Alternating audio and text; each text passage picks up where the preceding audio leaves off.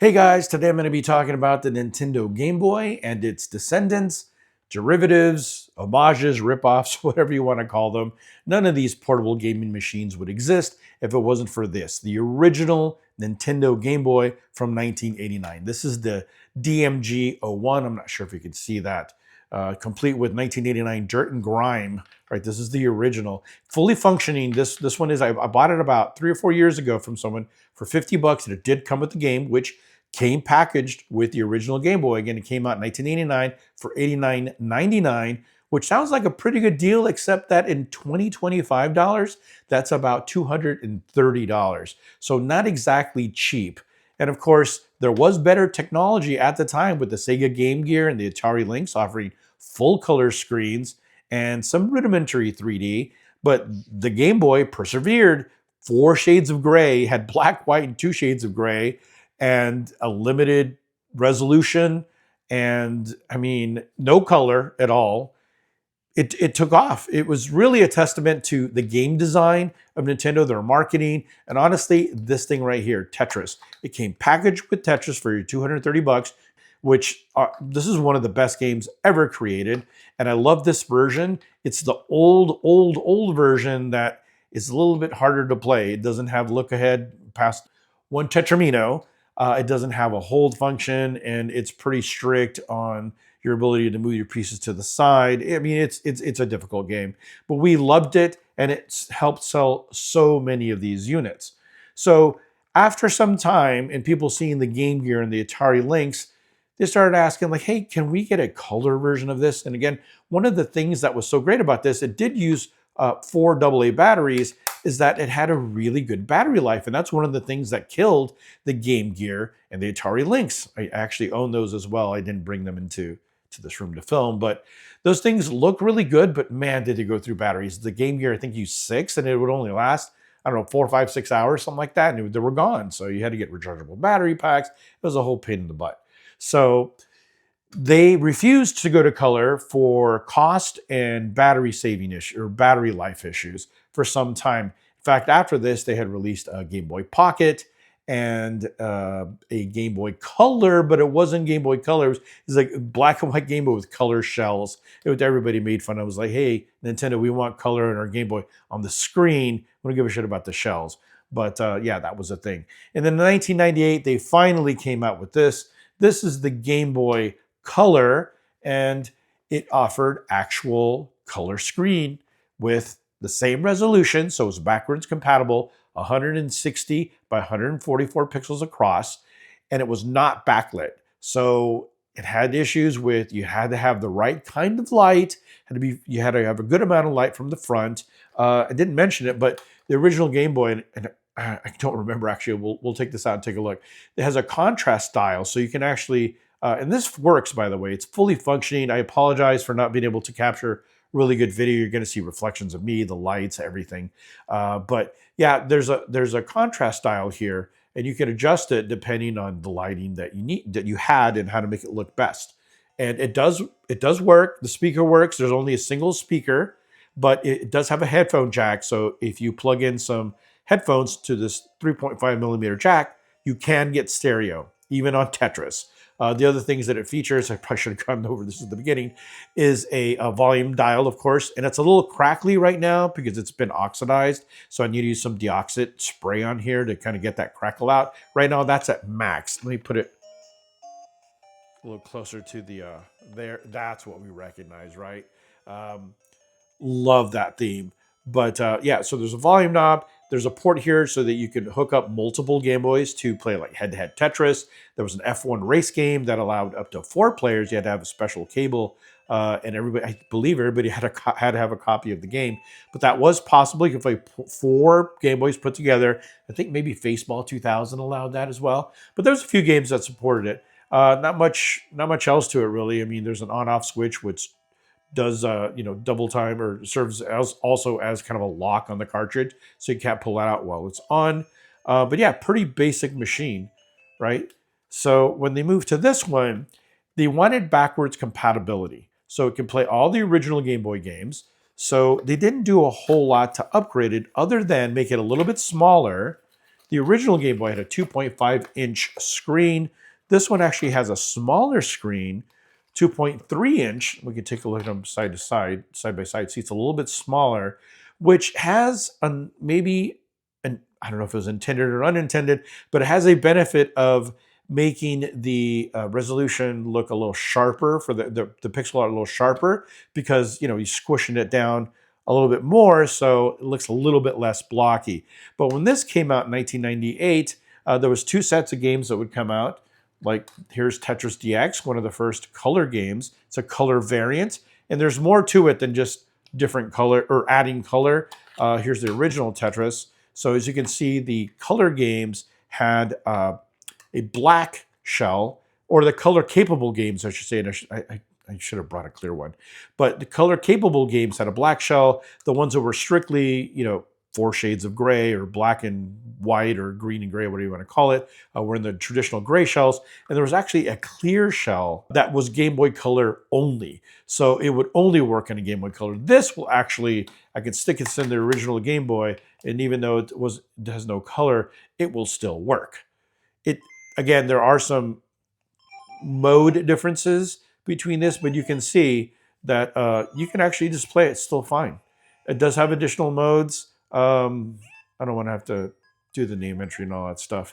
I suppose I'll have to do this later. I think this has a battery inside that's no longer functioning, so I'll have to do that every single time. Maybe I'll edit the video so that you don't have to watch me do that. But if I stick this in the Game Boy Color, and where's the power? Oh, they moved the power button. So let's look at this. So they have a volume dial. You can see that. Of course, still has the port for multiplayer gaming and an on-off switch. There's no contrast. It's a little bit more compact, certainly thinner, right? It's got a little bulge here for the batteries. But honestly, this is a pretty good version of the Game Boy. The only drawback is, again, it's not backlit, right? So you need some sort of light source from the front to be able to see it. You cannot play this in the dark. They used to sell these kind of worm lights that you could add to it that would like have a little spring, and you would play. It looked terrible. But as you can see, there is color, right? Let me just enter some kind of garbage name. It's not going to save it anyway. And then I could go to, what? No, I don't want to do name entries anymore. I want to go to exit and then just do 1 player. Okay, sorry about all that glare. So different modes for the game. Just want to show you a little bit of the color. So it was really nice to be able to finally get some color, but again, with the same resolution, the graphics weren't really getting that much better. They were just getting color. That's about it. Still has 1 speaker, right? Not much better than the original. Still does stereo via the 3.5 millimeter audio jack. But yeah, all in all, it was a little disappointing that when we finally got color, the screen was still kind of bad. So when they went to the Game Boy Advance, they added some backlight, and it still wasn't that great. It wasn't. Did Game Boy? No, it didn't. I think it was the oh my gosh, what was the one? The SP, I think, was the first one to have a backlight. Maybe I'm remembering that wrong, but I think it was the SP. So it did take some time for them to get a version of the Game Boy that you could play in the dark or without having to like really. Yeah, these are classic Game Boys, right? This one's been out over 25 years now. This has been out forever, right? But they were so successful. There was such a large library of games. People just had an amazing time with a lot of their games. Pokemon started on Game Boy. There was Link's Awakening. There was versions of Castlevania. Pretty much any version that was a big deal in the 8-bit and even sometimes 16-bit era would get a Game Boy port, and we loved it. There were still some really good games made by all the big heavy hitters of the time: Nintendo, Capcom, Konami. So yeah, there was a lot of really great games. And as time went on, these things started to falter. I'm lucky that this one's in still good working condition. But even still, playing on modern phones and modern consoles like Switch and whatever, it's kind of hard to go back. People tend to play this in emulation or the Wii Shop or whatever they did to download the old games. There was a way to play these on your TV with a Game Boy player. So there was a Super Game Boy that was available for the Super Nintendo that allowed you to plug in a cartridge into the Super Nintendo that it then accepted Game Boy cartridges into that and allowed you to play games on your TV, of course, with lower resolution. They would put a border around the game screen, right, the playable game screen. But there was a way to play Game Boy games in color. And for some of the more popular games, they even included kind of fake palettes, color palettes that you could use on those games if you wanted to add color to them. But color was always kind of like the sticking point. So many years later, we started getting clones, right? This one came out in 2021. This is the Analogue Pocket. A lot of you probably familiar with this. I put it back in this box, but I've actually used quite a bit of this. This is still running the original I guess firmware or original software that it came with. I never updated. I have a second Pocket. The thing with Analogue Pocket is it's FPGA based. So FPGA chips are basically they're able to be programmed to emulate hardware, other hardware at the hardware level without having to do it in software. So in theory, it's supposed to be pretty accurate, or if not completely accurate, depending on the FPGA code. And they have Kevtris, a developer that is working for Analogue. He works for them and he does an amazing job. And the thing with FPGA is they're reprogrammable, right? So you don't just write them once and make them into a Game Boy. You can rewrite them over and over and over. And so the FPGA could become a Game Boy, it could become a Game Boy Color, it could become a Game Boy Advance. And depending on the power of the FPGA chip that is in use, you can make it even more powerful systems like the Super Nintendo or the Genesis, TurboGrafx-16. I mean, you can go on and on and on. So this has an FPGA chip inside of it. And by default, the original software that comes with it, let me turn it on here, supports the Game Boy Color, and the Game Boy Advance. Now, they did make some cartridge adapters. You can see the cartridge here, cartridge slot. They made some cartridge adapters so that you can plug in a Lynx, a TurboGrafx, or Neo Geo Pocket games, Pocket and Pocket Color games, and play them just natively. So you can stick your Tetris game in here or whatever and say play cartridge, and it will just play it. So it's detected that it is a Game Boy original game, so it's putting the original kind of green and gray, and you can hear it sounds so much better. It has additional buttons, of course, and it has shoulder buttons because Game Boy Advance has shoulder buttons. It only has two face buttons, but if for Super Nintendo, for example, they were thinking ahead, you can play Super Nintendo games because they have these extra buttons here, right? And along with the shoulder buttons, you can pretty much play any Super Nintendo game, almost any, unless it required special hardware. It does have a port, but I don't think that it's compatible at all. I think it's compatible only with other Game Boy Pockets, or not Game Boy Pockets, Analogue Pockets. But the screen is beautiful. It's a nice big screen. It's actually a 3.5-inch screen, so a full inch bigger. And the resolution, the original Game Boy and the Game Boy Color both use 160 by 144 pixels. This one uses a 10x resolution. So it's a 1600 by 4, so it's 1600 this way, 1440 pixels this way. So literally 10 times more pixels. So what it's doing here is it's just, when it's drawing it, it's an even number, just divides by 10 or does the math. I'm not exactly sure how it works out because it's squared, but it does the math, so it's easy to convert into something that doesn't end up with remainders and makes it look wavy or look weird where it has to make decisions on what to draw. It's just, 10 times bigger or more pixels in each direction. Now, that being said, the native orientation of this screen is this way.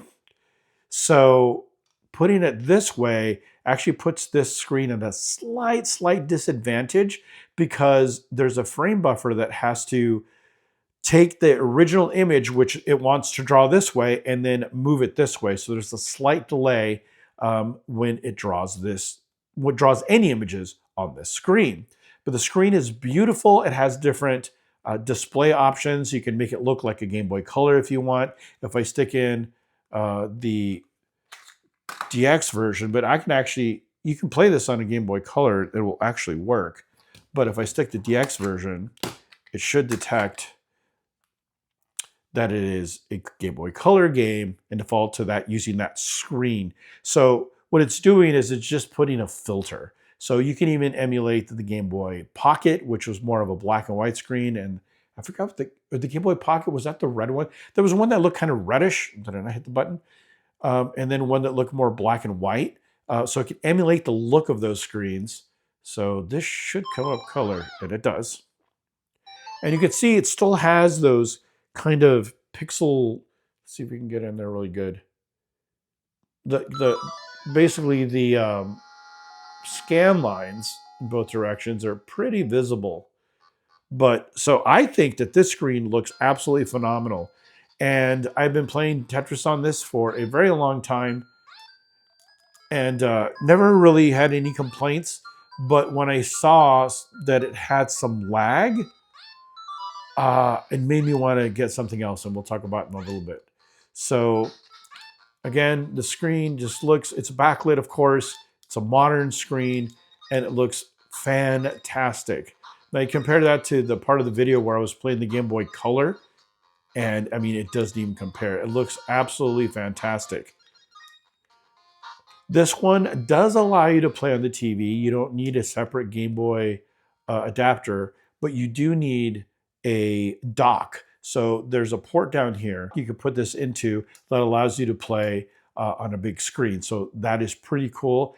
And again, FPGA, so people have, I think Analogue themselves has released software that allows you to not only play Game Boy Color, Game Boy Advance, a regular Game Boy, and of course the other ones that you can use with the adapters, the TurboGrafx, the Neo Geo Pocket, and the Atari Lynx. But also you can download special software on here that changes the FPGA chip to Super Nintendo, Genesis, etc., etc. So really, really cool. Lots of capabilities. This came out again 2021 for $249.99, and yeah, it's been great. I haven't even updated the software. I haven't even had a need to play any of those other systems.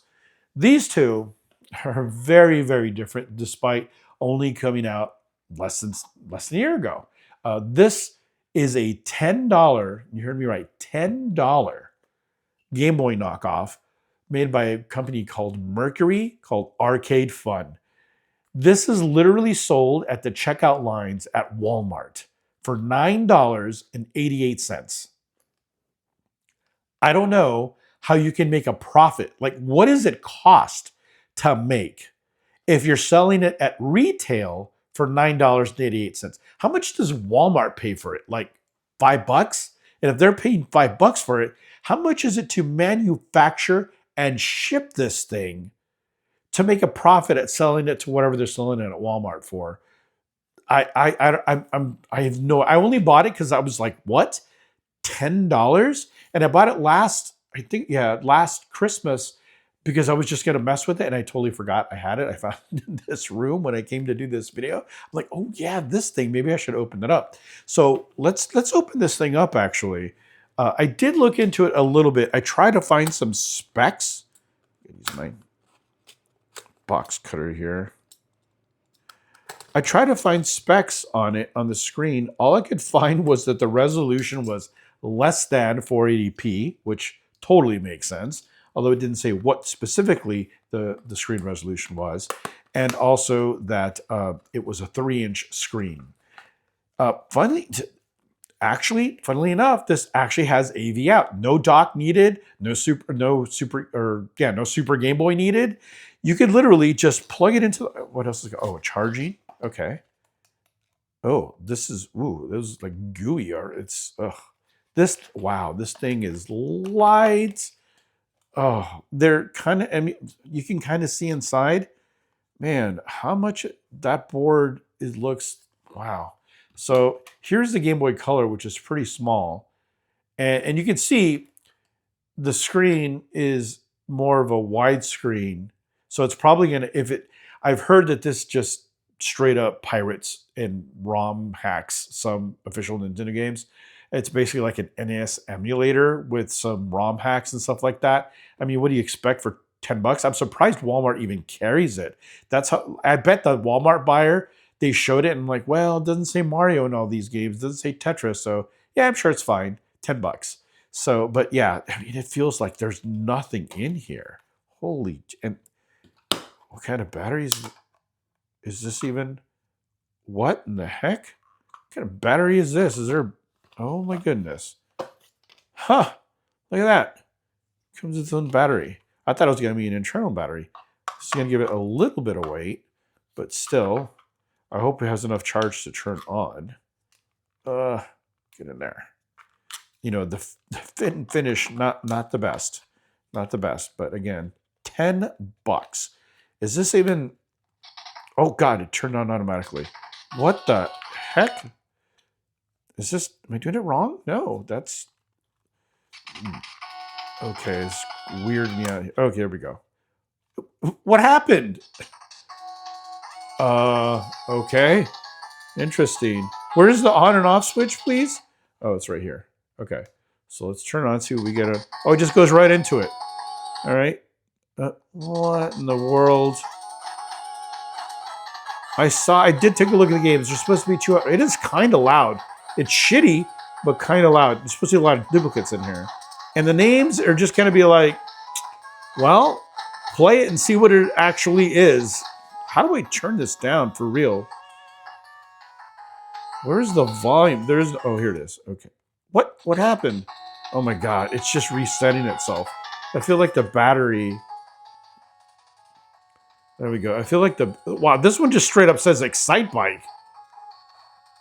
But what happened? Why did that not?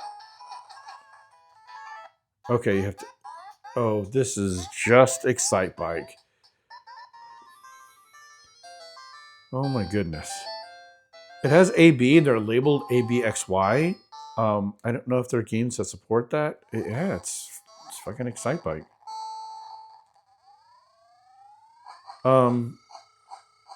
Feels okay. You know, I'm having a hard time looking at it while I'm basically, it's kind of delayed because I'm looking at it through the camera. Not that I'm a particularly good Excite Bike player. I never really was a huge fan of Excite Bike.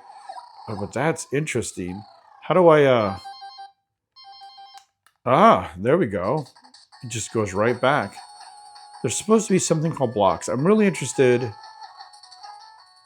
in, wow, it's skipping some weird number of games.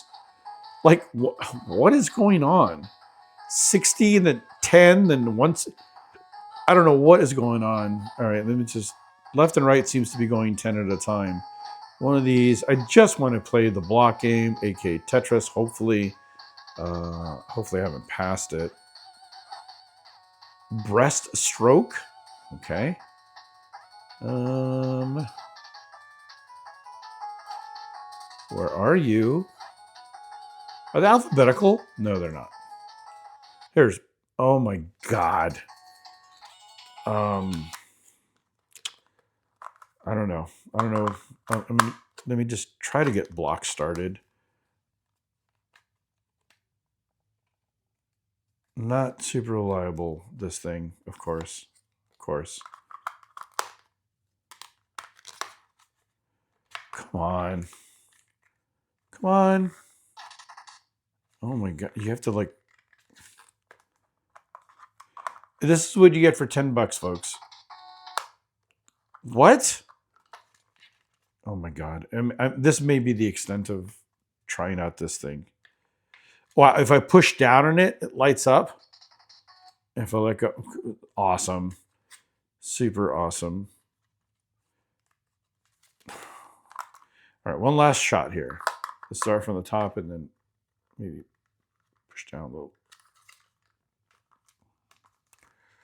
Nope, that's not working at all. Please let me just get to, what's a cannon? Oh, cannonade. Star Soldier. Wow, some of these are real games. Solomon's Key, Spy Hunter, Tiger Heli, Bump and Jump, Crystal Castles. Okay. Oh, Castle F. Never mind. No. Robot. Okay. There it is. Blocks World. Let's try this one. Is this Tetris or is this? If it's not Tetris, I give up.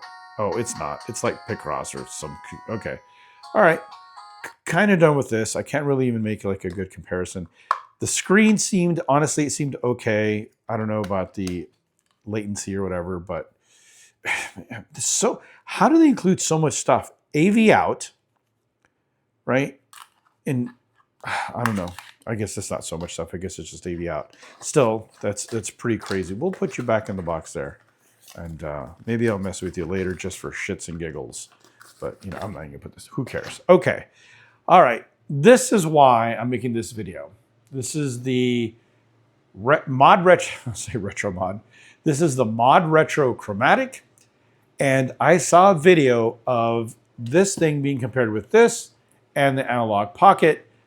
And you may have seen it as well, where they had synchronized the button presses, and Mario, I guess, I don't know what Mario Land they were playing, but Mario was jumping, and on the Game Boy Color and the Chromatic, they were in the same position. Mario was in the same position in the air, but the Analogue Pocket was lagging behind it. It might be due to their screen being, again, having to use a frame buffer to rotate the image, or some other reason, but they've gone through the trouble of recreating a 160 by 144 color display that's backlit in order to perfectly match exactly the specs of this, at least with pixel density and look. So it'll have that look.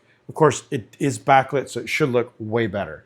Now, this came out December of last year, so December of 2024 for $200. It does come with a copy of Tetris, its own copy. Now, this is one I got at GameStop. You can see it's a grayish color. It comes in a whole bunch of different colors. Hence the word chromatic. But the only one that you can get at retail is this gray variant, which I wasn't a big fan of, but honestly, whatever. It's not, well, here are all the colors. You see here's the retail variant. And another cool thing that they did is they developed the accompanying headphones. So I haven't heard, I remember Koss from the 80s, but I haven't seen a Koss product in decades. So I'm not sure if Koss was still making stuff in 2025 or 2024, or if they just contacted whoever owned the IP for Koss and said, hey, we want to make some retro headphones and we want to make it look like 80s, so can we license your name? And I'm sure they weren't doing anything with the Koss name. I'm like, sure. So now we have Koss branded retro headphones. I'm probably not going to worry about this on this video, but as you can see, they are color matching. And again, this is the the GameStop. What am I talking? The GameStop variant. Yeah. So $199.99 gets you a copy of. It doesn't come with the headphones. Those are $50. So gives you a copy of Tetris and the unit itself, and it does support video out directly, but unlike this, which uses the AV, like analog out, this one uses HDMI out, right from the machine itself, no dock necessary. Super excited to try this out. At first, when I took a look at this, I thought it was another one of these, jacked up clones, where $10 or whatever. But it turns out, yeah, this is a premium product. $200 ain't cheap. Oh, okay.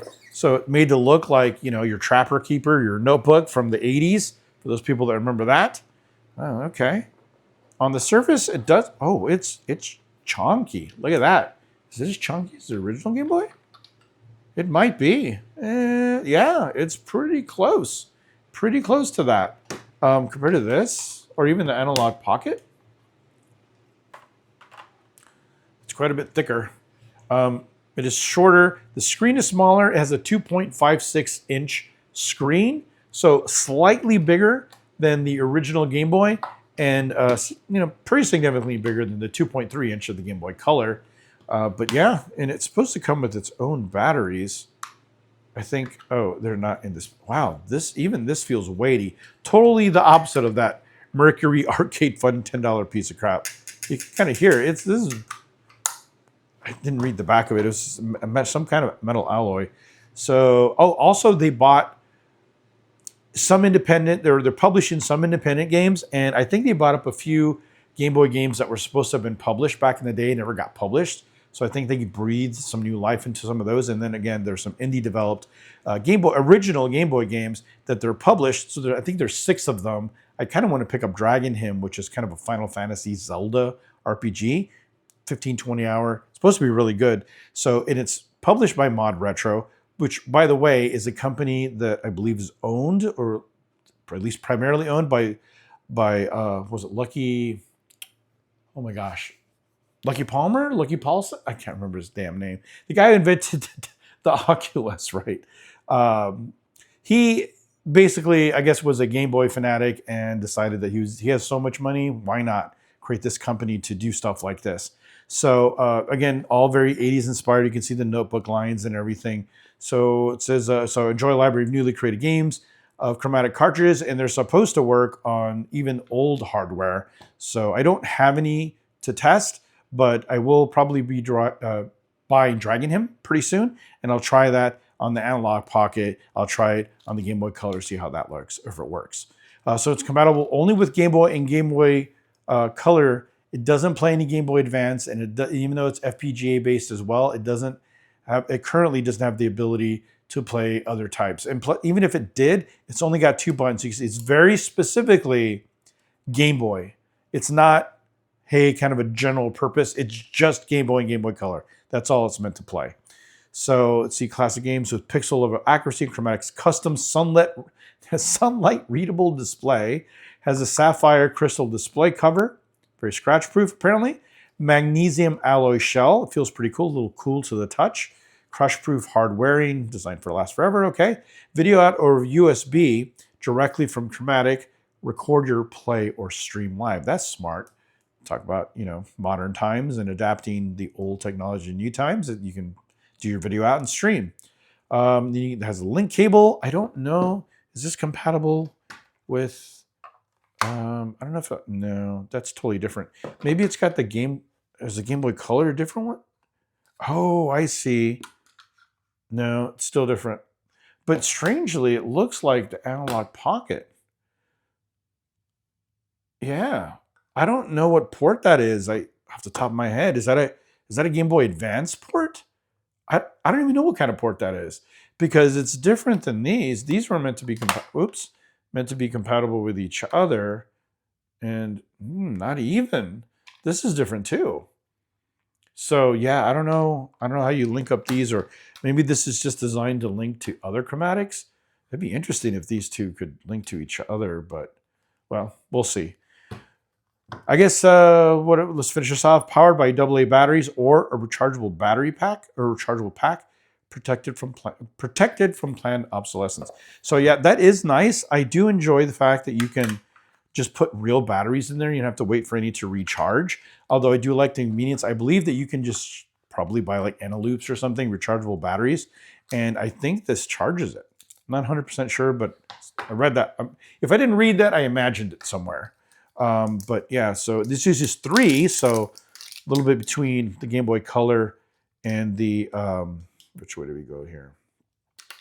Do all go the same direction? Interesting. The Game Boy Color having 2, and the original Game Boy having 4, so this one has 3. I mean, Palmer Lucky. What was I saying before? Lucky Palmer? Palmer Lucky.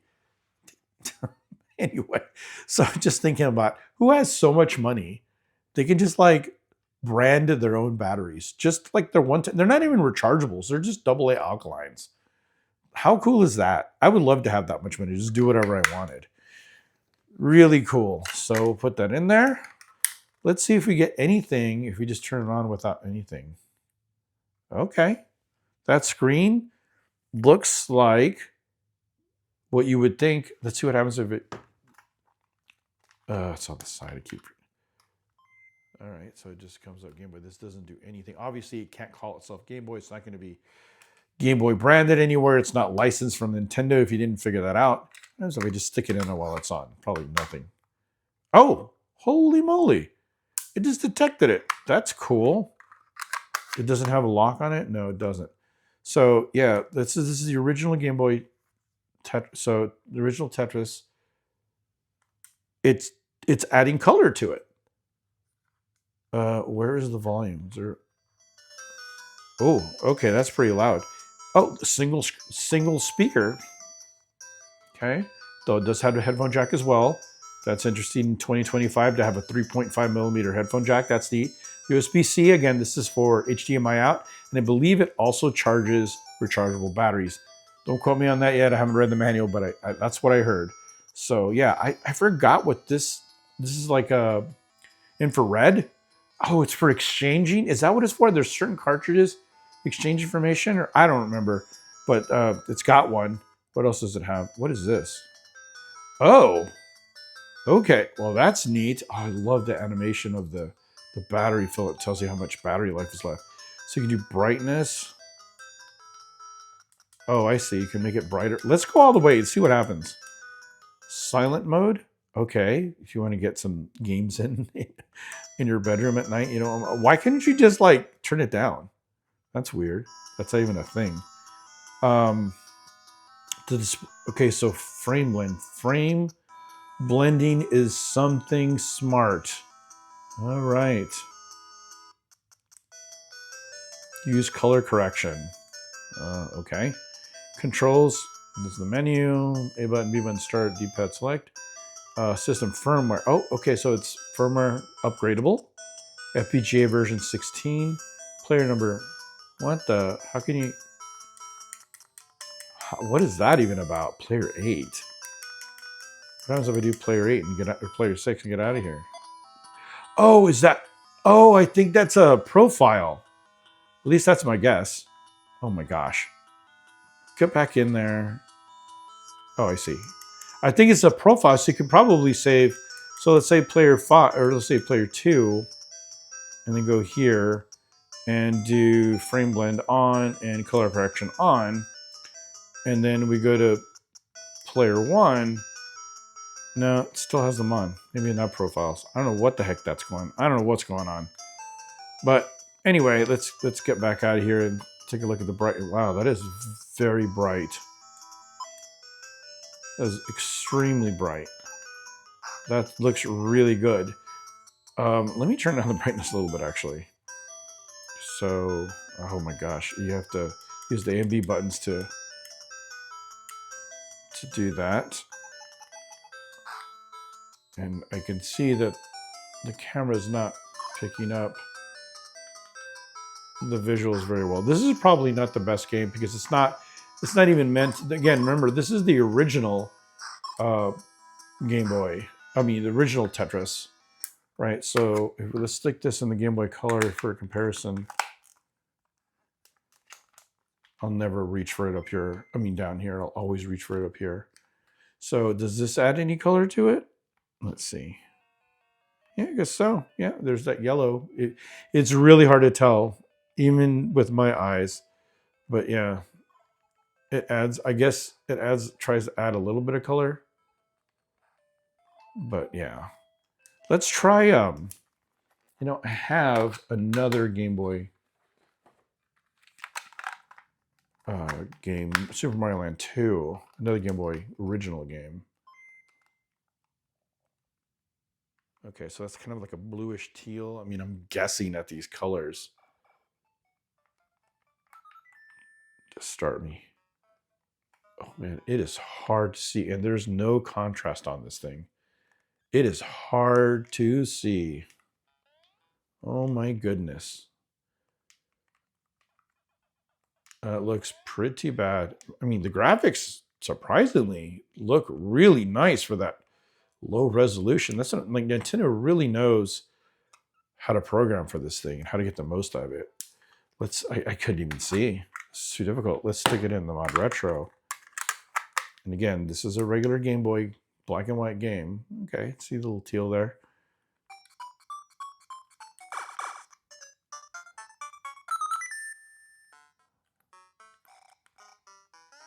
I mean, you can hear the difference. You can see the difference.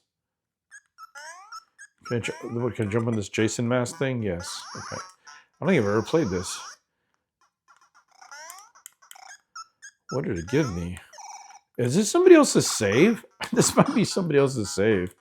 Because I feel like this is not the start of a game. I don't think I've ever played this game.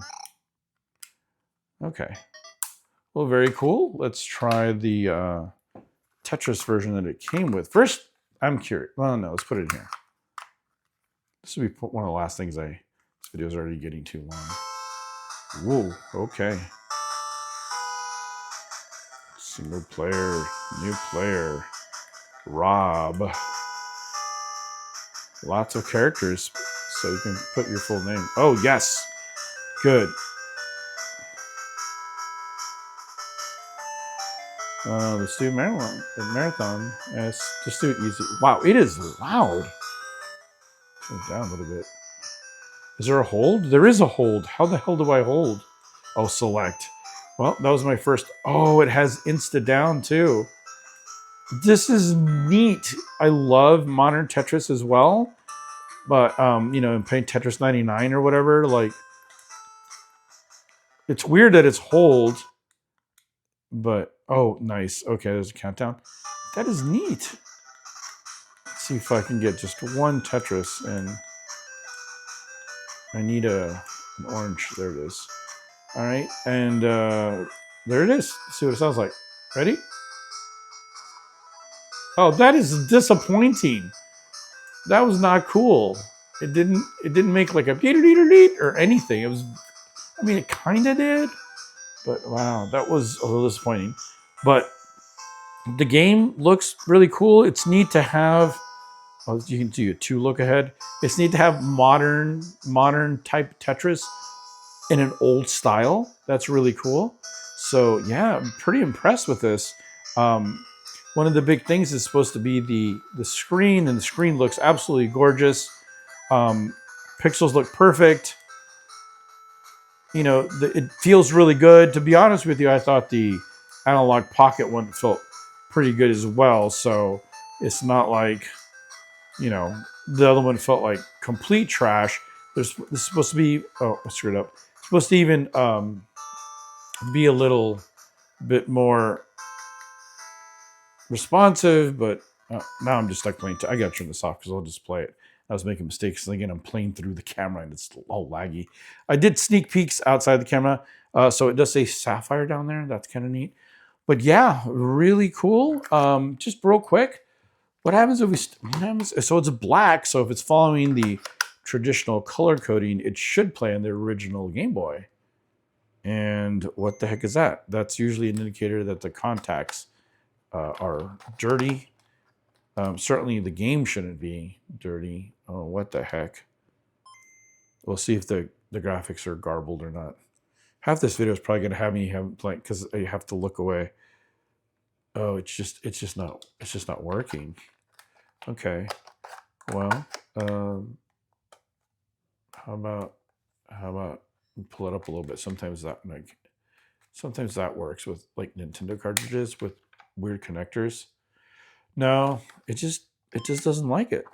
Does the Analogue Pocket like it? And what is it going to treat it as? Is it going to treat it as a Game Boy Color game? It should.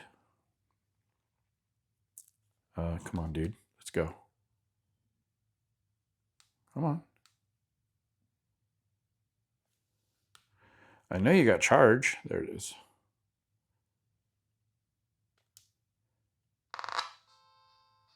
Nice. All right, so it does come up as a Game Boy Color game. And so this volume rocker's not all the way up. This one gets loud too. So this one is stereo. So it's stereo from here. Does this look worse? I wouldn't say it looks much worse. Still looks pretty good. I forgot you can hold. I wish I could remap hold to one of these buttons or the shoulder buttons. I wonder if there's an option to do that. But, well, it works. Turn off. Okay. All right. Just to complete it, will it work on a Game Boy Color? Actual Game Boy Color. Color. Yep. Sure does. It might be like a Game Boy Color only. Man, look at the difference. Holy crap. It is so hard to see. Boy, I would have a tough time with this. It even has a ghost, you know, like modern Tetris does. The ghost pieces. Oh, I can't see crap, man. Interesting. Okay, well, it worked. And I guess the last... I've already said that twice, at least twice. I didn't try Tetris DX in here. So let me give that a shot.